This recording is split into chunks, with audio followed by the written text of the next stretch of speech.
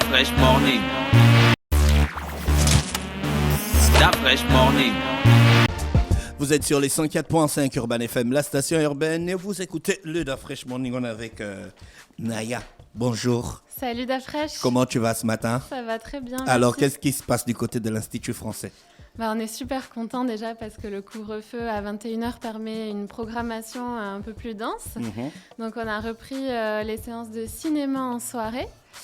On a des nouveautés grâce aux sorties mondiales aussi qui commencent à pointer le bout de leur nez avec notamment le biopic de Billie Holiday. Donc on l'a diffusé pour la première fois hier soir et il joue encore vendredi soir à 18h.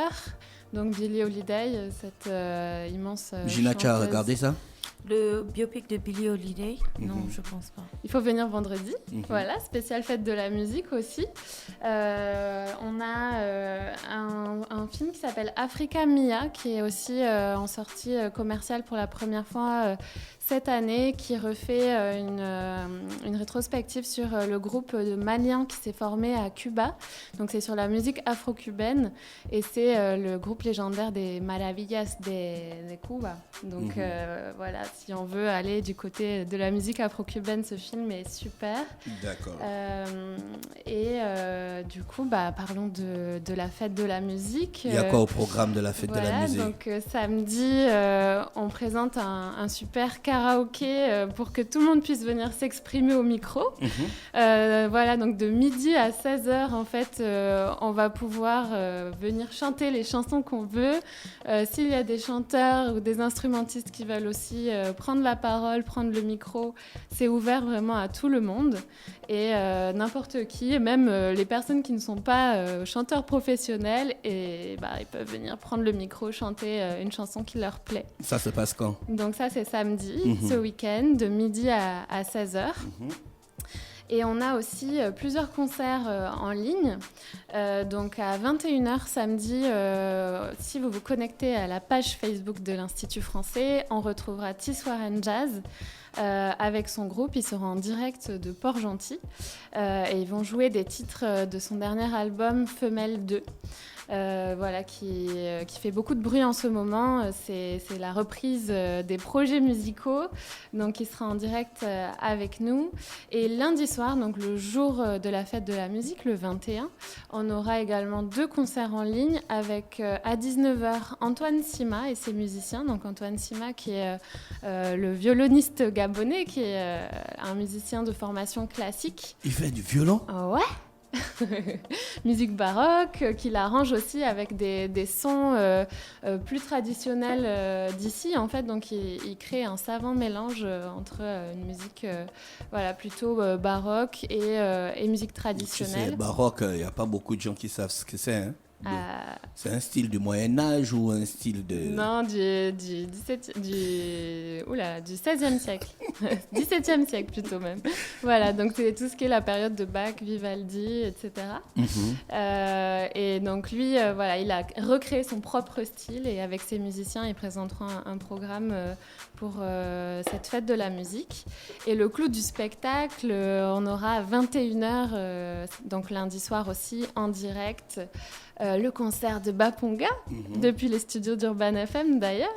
Donc il faut se connecter samedi soir et lundi soir pour assister à ces concerts en ligne et puis aussi échanger avec les artistes, leur poser des questions en direct via le chat. Et samedi, on aura un concert en présentiel, donc c'est la reprise des concerts en présentiel à l'Institut.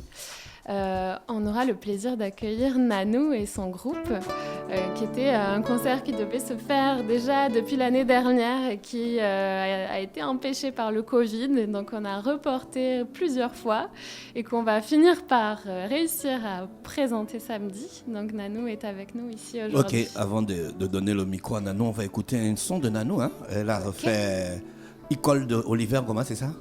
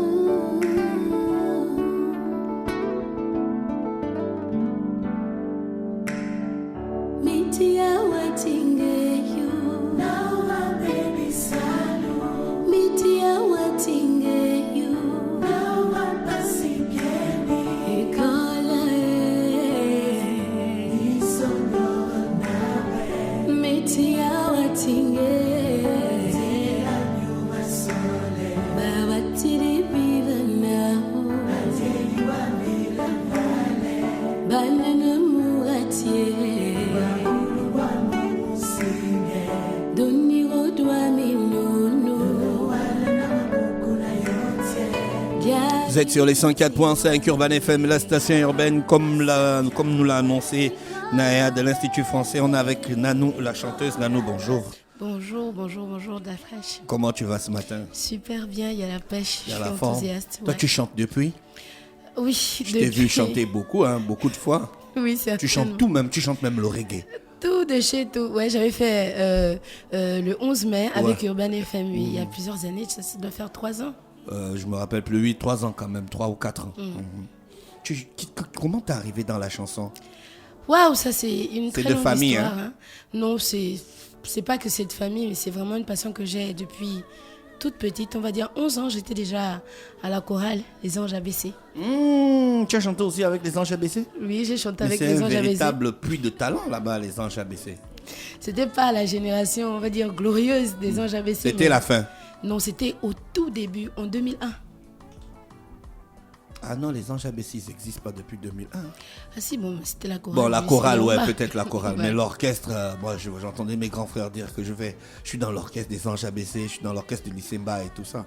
Ouais, non, Après, vous avez créé une chorale oui, pour ensuite, une il y a eu la école, chorale. pour un lycée qui n'est même pas religieux. C'était pas trop ça, mais bon, on avait essayé avec... on était tous au club d'anglais avec Hugues Chingangoy, Oui. qui chante aussi aujourd'hui. Et c'était lui notre maître de chœur avec Tanguy Akenenge.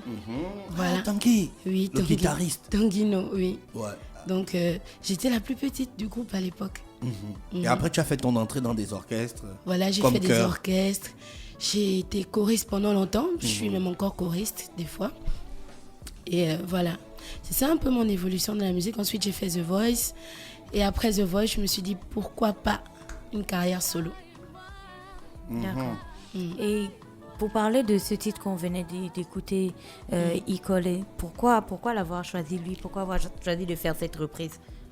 Ben, Icole, pour moi, c'est une chanson déjà qui a une histoire. Pourquoi? Parce que c'est la chanson de mon audition à l'aveugle à The Voice. J'ai chanté et il n'y a qu'un seul coach qui s'est retourné. Je me souviens que ce jour-là, tu as fait The Voice? J'ai fait The Voice, oui. Afrique francophone 2017-2018 et j'étais, on va dire, demi-finaliste. Voilà, donc c'est une chanson qui a cette histoire. C'est mon début à The Voice qui était assez difficile parce que ce jour-là, j'étais hyper stressée, j'avais perdu la voix. Mais tout est sorti. Peut-être parce que c'était Olivier Ngomba qui m'a soutenue d'une certaine façon. Donc, j'ai voulu marquer ce moment-là de ma carrière en faisant. Ça t'a pas ce découragé cover. qu'il y ait juste un seul coach qui se soit retourné? Tu as quand même voulu garder ce titre? Oui. Ça signifiait... Enfin, pas ça signifiait quoi. J'ai envie de savoir comment on se sent quand on est sur la scène de The Voice, qu'on a eu autant de... On a travaillé autant pour se préparer, puis on arrive là, on donne tout ce qu'on a donné, avec bien sûr un peu le boost d'Oliver en fond et tout ça, un peu, voilà, spirituellement parlant, et puis bam, il n'y en a qu'un seul qui se retourne. Comment on se sent? Ah non, j'étais soulagée. Parce qu'à vrai dire, on va pas dire que c'est... Je pensais pas que cette chanson me conviendrait en fait. J'ai évolué dans un milieu, c'est la chorale, c'est le jazz, c'est le R&B, et j'arrive, paf, on me donne du zouk, de la variété. Et j'arrive, je chante, Icole, et il y a quand même un coach qui se retourne. C'était déjà assez satisfaisant comme ça pour moi. Ce qui me touche, c'est la suite. Il n'y a qu'un seul coach qui se retourne, mais je reste parmi les derniers candidats à partir. C'est pas, on n'imagine pas forcément, il y a d'autres qui ont eu les 4 coachs et tout ça, mais qui sont partis bien avant moi. Et donc, ce samedi, tu seras à l'Institut français. Oui, ce samedi, je suis à l'Institut français pour mon café-concert et on va dire ma première scène live en solo. Ouais, ça c'est clair, c'est ce que j'allais dire, quoi. Là, maintenant, tu te mets en avant. Oui, oui, je vais me mettre en avant. Est-ce que ça veut dire que tu vas plus accompagner les autres? Oh non, pas du tout. On va dire que être chœur, pour moi, c'est encore un peu trop dans le sang. Et puis, voilà, je suis encore choriste de certaines personnes, on va dire, voilà. Et puis, je vis de ça. Ça fait plusieurs années maintenant que je vis exclusivement de la musique. Et oui, c'est possible. Je vis exclusivement de la musique, donc je ne vais pas encore arrêter. Je vais tout doucement avancer dans ma carrière et plus ces choses iront mieux, je pense que je vais arrêter les chœurs avec le temps. Naya, donc le café-concert, c'est samedi. À l'Institut français, donc sur la scène extérieure. On a vraiment beaucoup de plaisir à remonter cette scène parce qu'elle est restée pendant de longs mois inactive. Donc on la réouvre avec Nano, on est super fiers. Ça reste et le même super concept, contents. c'est gratuit, il faut juste consommer. Exactement, oui, tout est gratuit, voilà, dans la limite des gestes barrières et des jauges imposées actuellement. Mais oui, il faut venir samedi, voilà, prendre Café-concert, ça va prendre combien de temps? 2 heures? 1 à 2 heures, voilà, selon le temps qu'on aura. Et donc Nanou sera accompagnée par de nombreux musiciens, des choristes aussi. Et même des danseurs. Voilà, Ah, donc même ça des sera danseurs. un vrai show. Ah ouais, ce sera un vrai show. Un répertoire spécial pour la première fois. Oui, pour la première fois, je vais vraiment chanter des trucs qui me ressemblent. C'est moi, ce sera Nanou et voilà, ce sera toutes mes influences.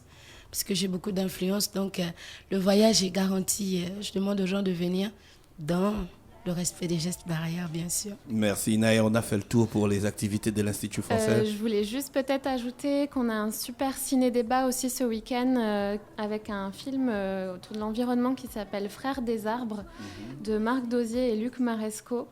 Donc c'est en fait le regard d'un chef papou qui est originaire de la Papouasie-Nouvelle-Guinée. Et en fait, à la façon d'un conteur traditionnel, il va dévoiler l'étendue de la déforestation.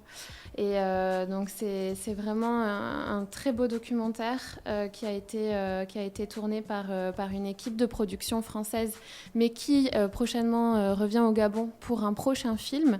Et on aura la chance de les avoir en visio aussi pour pouvoir échanger avec eux sur la manière dont ils ont tourné ce film et leur futur projet au Gabon.